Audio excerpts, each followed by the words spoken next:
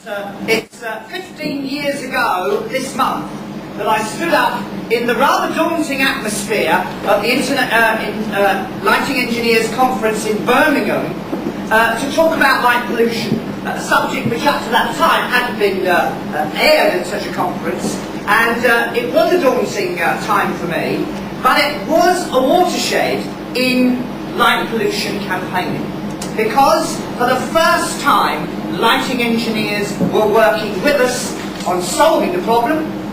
We knew it wouldn't be overnight, we knew it would take decades, and here we are 15 years later with remarkable progress made, but still an enormous amount to do. I believe that we are now at another watershed, and it's one that I think we all knew would come one day, but we weren't quite sure when it would come. And I will at the end of my talk refer to what that watershed is and why it presents a great opportunity to do something, all of us, that we need to do, but we haven't really been doing hitherto because it's been easier not to do it. We'll come to that a bit later. First of all, let's have a look at light pollution and lighting. Light pollution and the campaign for dark skies is all about quality lighting for everybody. This is not just about astronomy. This is not just about wanting to see the sky at night. This is about everybody out there being able to go about their business, whatever their interest, with quality lighting around them. It also, of course, is very much an environmental issue, using the right amount of light for the job, exactly where it's needed, and only where it's needed. And you know, 3 years ago, if you'd have said to most people, can light ever be anything other than good, they would have probably thought not. But now if you speak to the majority of people about light pollution, they have at least heard the term. They know that there are circumstances where light cannot be only a good thing. Light is generally very good. It has enriched our lives enormously, providing safety, utility and security at night. But for everything there is a downside. And we've all experienced light as a downside, and it's that, of course, that is the issues that we want to look at. Light pollution is simply light which is in the wrong quantity, in the wrong place, at the wrong time. And there are three sorts of light pollution. One of them, the top one, affects astronomers and anyone who wants to enjoy the sky at night. Sky glow, that familiar orange glow, that mushroom above towns as you drive across a dark landscape. You see the town miles before you get there by the orange glow above it. That's the sky glow that astronomers are concerned about, but also it's of importance for teachers and anybody who is interested in looking at the night sky, which has got to be all of us. You may not be an astronomer to still want to go out and enjoy a nighttime environment with a clear star-studded sky. Sir Martin Rees, the Astronomer Royal, put it well when he said, you don't have to be an ornithologist to want songbirds in your garden. And we all miss them if they went. Similarly, we will all miss the stars if there ever came to be the time when there was so much light around, so much sky glow that we couldn't see. But light pollution is about more than sky glow. It's also about glare. The uncomfortable brightness of a light when you're driving towards it or going towards it because it's shining in your eyes and it's against a dark background. That is never good. And light trespass, light spill. Light which is supposed to go in one place but actually spills beyond where it's needed to somewhere where it is not needed and may not be definitely wanted. So sky glow, glare and light trespass are the three aspects of light pollution. This is a rather weak patch of orangey sky glow. You can see a lot of stars through there.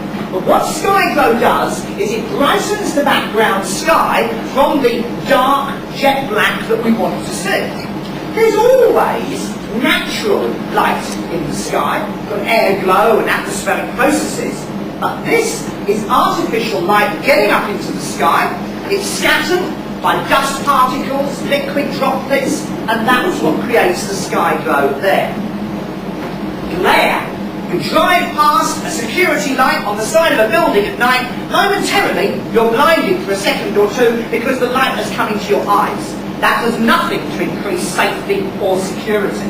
And glaring lights like this are never right. They could all be altered in a way that they would produce no glare and therefore less light pollution. Now, light trespass, this shows it beautifully. There is a sports field, which is well lit, it has to be, but only when there's people playing on it.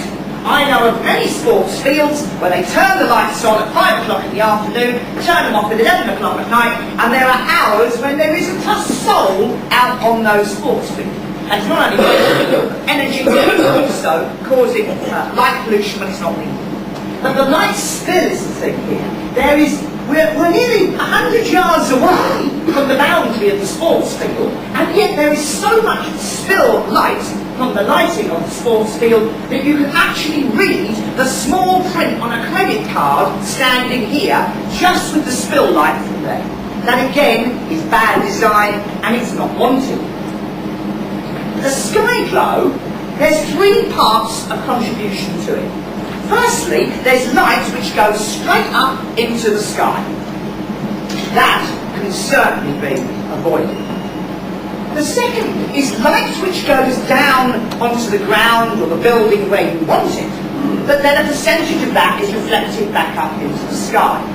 Now you can't get rid of the reflected light, but what you can do is minimise it by only using the right level of light for the task.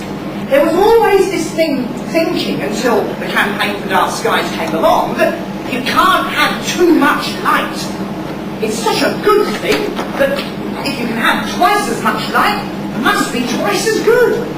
But it isn't. It costs money and it causes light pollution.